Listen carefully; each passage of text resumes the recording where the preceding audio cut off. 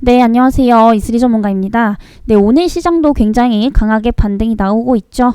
이런 이제 강한 장세에서 또 어떤 종목들을 포착을 해냈는지 이따가 저희 프로그램을 통해서 또 한번 소개해 드리도록 할 텐데요.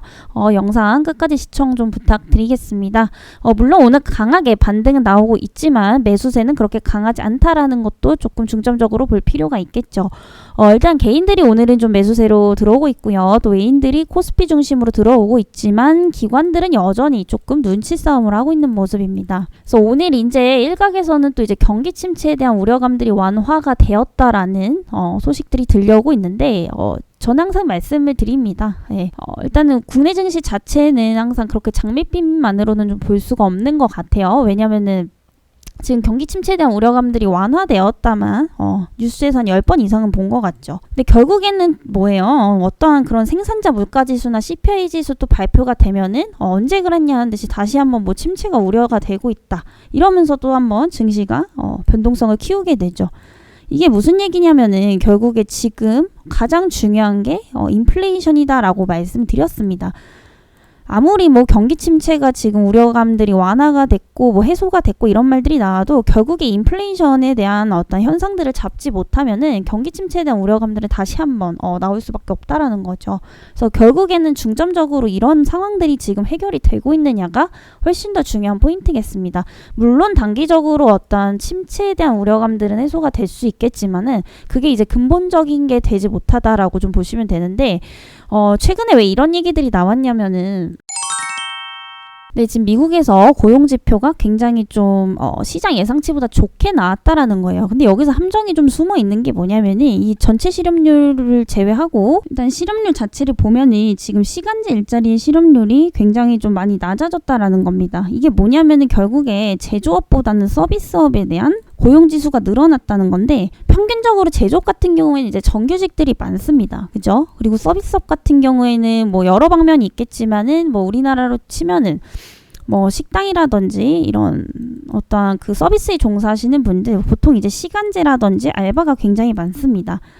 지금 결국에 뭐냐면은 이 실업률 낮춘 것은 결국에 이 시간제 일자리가 거의 다 비중을 차지한다라고 보시면 되는데 아무래도 제조업보다는 서비스업 쪽이 상대적으로 고용 불안정이 더 강하죠. 그래서 결국에는 이게 의미가 있으려면은 이 제조업에 대한 어떤 일자리에 대한 실업률이 낮아져야 되는데 지금은 서비스업으로 인해서 일단 이 실업률 자체가 낮아졌다라는 거 이게 과연 정말 봤을 때 그런 경제적인 문제를 해결을 할 수 있는 부분들인가를 본다면 좀 부족하죠. 네, 항상 이 서비스업 같은 경우는 거의 시간제라든지 알바 네, 이런 단기제이기 때문에 뭐 고용 안정성에 대해서 좋다라고 좀 볼 수는 없을 것 같아요. 제조업에 비해서. 그래서 결국에는 지금 미국 같은 경우에 이 서비스업에 대한 실업률이 낮아진 걸로 네, 굉장히 고용지표가 좀 좋게 나왔다라고 지금 얘기를 하는 거기 때문에 이런 이제 내면을 본다라고 한다면은 실질적인 어떠한 그런 경제적인 고용 안정이 이루어졌냐를 본다면은 그것도 좀 아니라고 좀 판단이 되고 있습니다. 네, 그래서 언젠간 이 서비스업에 대한 또 이제 고용 지수는 또 변동성이 굉장히 크기 때문에 언제든 안 좋게 나올 수 있다라는 거고 결국에는 이 제조업에 대한 일자리에 대한 그 고용 안정성을 봐야 되는데 이 부분이 아직 좀 불안정하다라는 거예요. 여전히 해고율이 높을 뿐더러 아무래도 지금 뭐 인건비 상승이라든지 공급난 차질로 인한 기업들이 이제 생산량이 감소를 했기 때문에 고정적으로 지금 쓸 수 없는 상황입니다. 그래서 이런 상황들을 보면은 현재 경기 사이클 자체가 여전히 뭐 호전되고 있다라고 좀 보기는 어렵다라는 거죠. 그래서 지금 현재 이런 건 좀 단기적이지 않을까라는 판단이에요. 일단 서비스업 실업률 자체가 낮다라는 거. 이건 일단 시간제, 알바, 이런 이제 좀 비정규직, 이런 이제 비율들이 굉장히 좀 많이 있기 때문에 언제든지 변동성이 좀 강해질 수 있다라는 거 좀 참조를 해주시고요.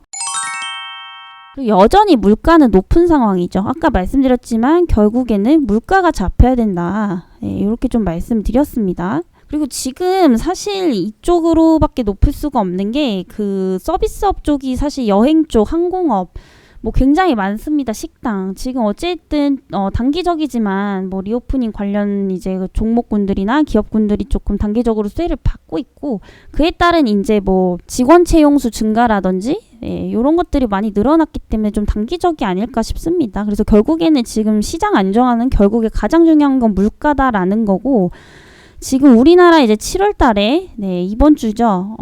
금융통화위원회에서 다시 한번 또 이제 빅스텝을 밟을 가능성이 높아졌습니다. 금리 인상 0.5%예요. 그동안 우리나라는 이제 그 베이비 스텝 정도만 밟았죠. 0.25%로 세 번의 금리 인상을 지금 단행을 했는데, 이번에 처음으로 빅스텝을 합니다. 이유는 뭡니까? 그래서 물가가 안 잡히기 때문이겠죠, 당연히.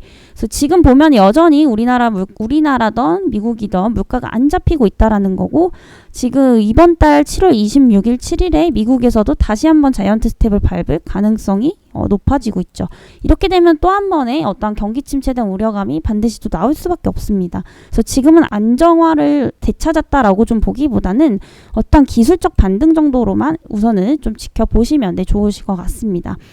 그래서 누누이 말씀드리지만 또 처음 보시는 분들이 있으실 거기 때문에, 중장기적 관점은 항상 어디서나 분할 매수가 가능하지만은 단기적으로 승부를 보고 싶으신 분들은 항상 시장 상황을 고려를 하셔야 된다라고 좀 말씀을 드리도록 할게요. 뭐 중장기적 관점에서 본다면 낮아질 때마다 분할 매수를 해도 되지만은, 단기 관점에서는 결국에 시장의 어떤 지수도 필요한 거고요. 또 그날 이제 이슈가 강한 종목들을 골라야 되기 때문에 그런 부분들을 여러분들이 좀 잘 체크를 하셔야 된다라는 거죠. 네, 그렇다면 저희 프로그램에서는 오늘 어떤 종목들을 또 포착을 했는지 한번 같이 보도록 하겠고요. 그에 앞서서 일단 매도 현황 한번 좀 보고 가시겠습니다. 일단 지수 방어형 AI가 잡아냈고요. 일단 뭐 까뮤NC 4%, 엑세스바이오 11%, 에이스토리 10%, 오늘도 이렇게 좀 여러 번 나눠서 수십 퍼센트의 수익률을 또 달성을 했습니다. 그렇다면 오늘부터 또 주목해야 될 종목들을 한번 좀 보도록 할 텐데요. 첫 번째 가장 눈에 띄는 게 공격형 AI가 잡아낸 에코캡입니다. 이 에코캡이란 종목은 이제 리비안에 부품을 공급하고 있죠. 그래서 그 자동차 부품 중에 하나인 그 와이어스 하늘링을 또 이제 공급을 하고 있습니다.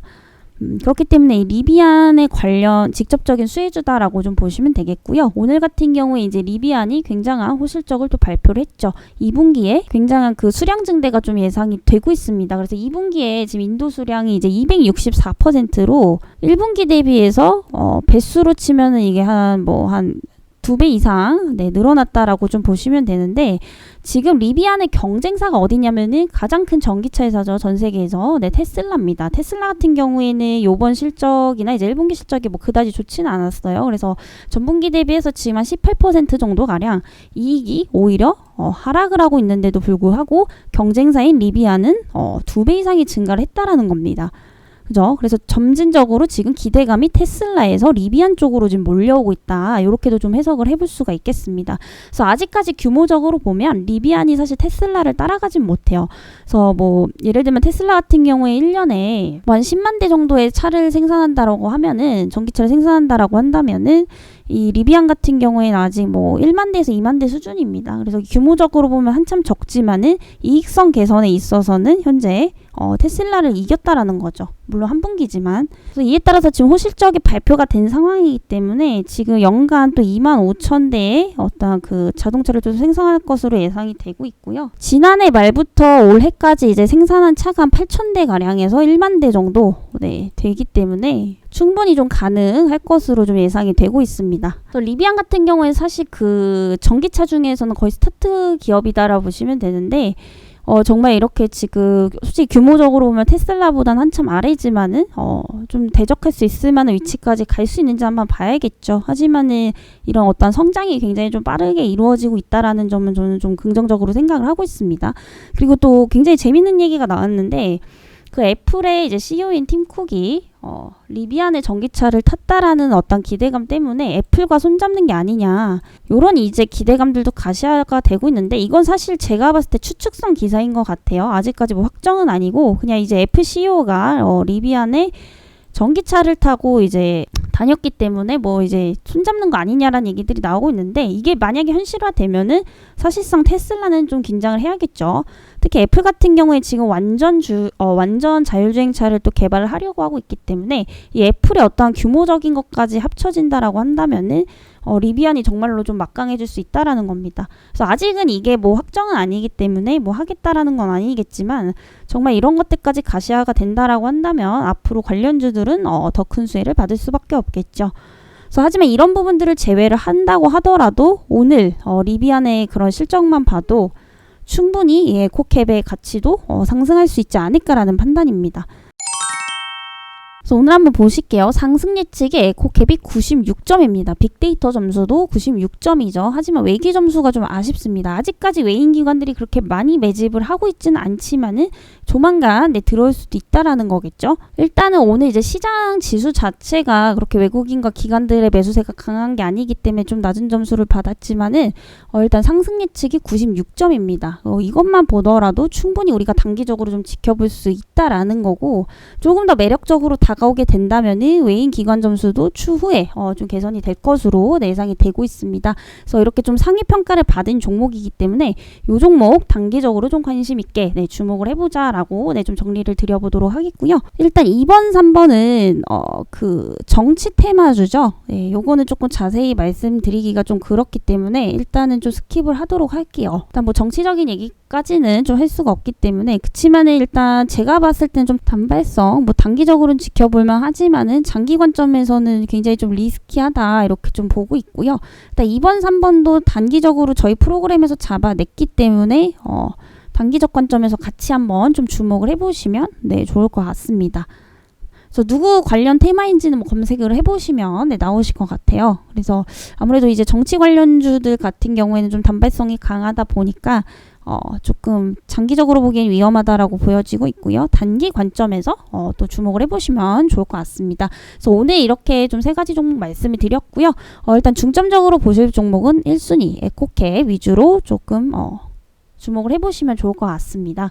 그래서 이렇게 당일 상승하는 종목들을 포착해주는 이 프로그램이 궁금하신 분들은 아랫번호로 프로그램 문의라고 남겨주시고요. 저는 또 다음 시간에 뵙도록 하겠습니다.